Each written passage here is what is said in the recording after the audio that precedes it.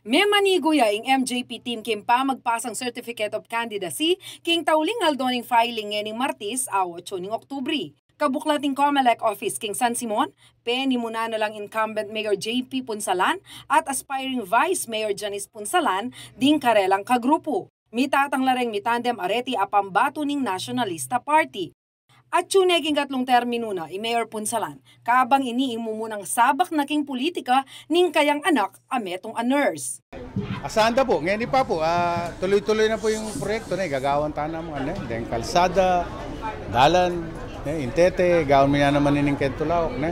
Atin mo namang magagawang building king Lele Municipio for 40 million projects coming from Senator Coco Pimentel with the help of Congresswoman Anay Bondok.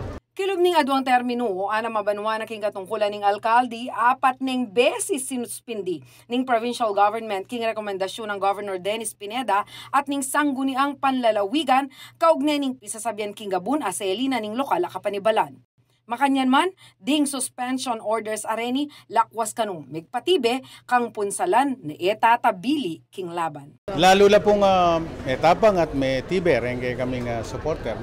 Kasi balo na naman nung nanay tuto king San Simon. Ingeganaganang milyari po is politika.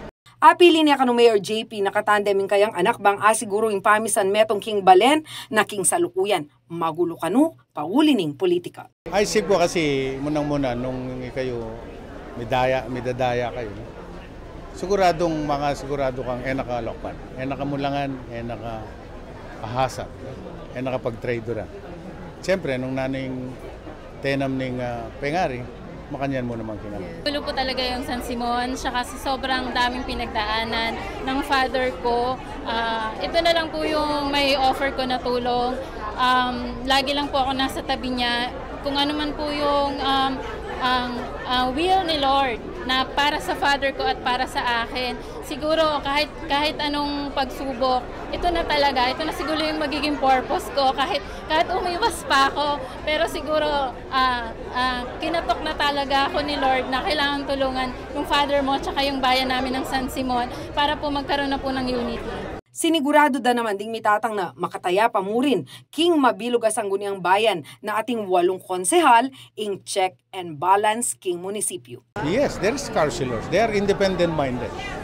Even at councils ko rin incumbent, istong edaburi, naman tutok. Ding konsehal alam ning MJP team, apin ding atlong re-electionist, adi Councilor Randel Bondok, Councilor Rod Bravo at Councilor Jerry Kiambao. Tatagal larin di Sol Galang, Kapitan Dong Dagdag, Ruby Simbulan, Banong Carino at Bella Manlapig. Samantala bayong filing, mi kami sa pamo at motorcade, kaya beding karalang supporters. At yung naman, i-incumbent 4th District Representative Ana York Bondok Sagum, bang mamie suporta. Jana Lumbang Parungaw, CLTV News.